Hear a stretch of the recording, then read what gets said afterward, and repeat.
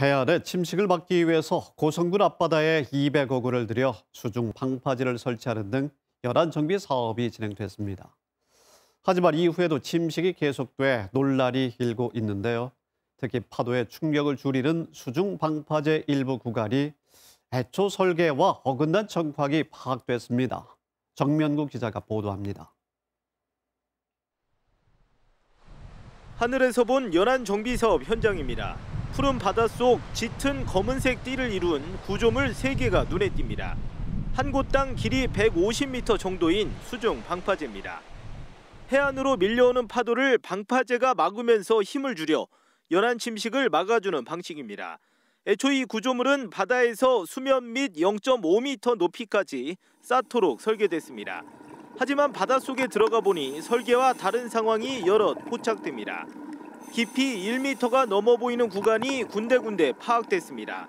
앞서 강원도에 보고된 지난해 실태조사 용역 결과에서도 구조물과 해수면 사이의 거리가 설계치인 0.5m를 벗어나 최대 1.9m인 것으로 조사됐습니다. 전문가들은 설치된 구조물이 애초 설계치와 다를 경우 오히려 침속을 가속할 수 있다고 지적합니다. 원래의 기능을 잘 유지하고 있는지 조사되고 분석되지 않으면 오히려 그 연안정비 사업 이전보다도 더 안 좋은 상황이 충분히 발생이 될 수가 있죠. 수중 구조물을 쌓을 때 바다에 설치하는 매트가 말려있는 등 제 역할을 하기 어려워 보이는 경우도 포착됐습니다. 사정이 이렇다 보니 일각에서는 이 바닷속 구조물에 대한 실태 조사와 보수 공사가 필요하다는 지적도 나오고 있습니다. 애초 시공이 잘못됐거나 고파랑 같은 강력한 파도로 인해 지반이 내려앉았을 가능성 등 여러 변수가 존재하기 때문입니다. 동해지방해양수산청은 이달 안에 정밀 측량을 하는 등 수중 방파제 설치 상황을 조사할 계획이라고 밝혔습니다.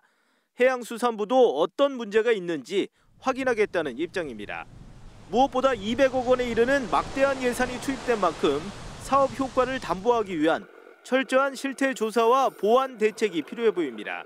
KBS 뉴스 정면구입니다.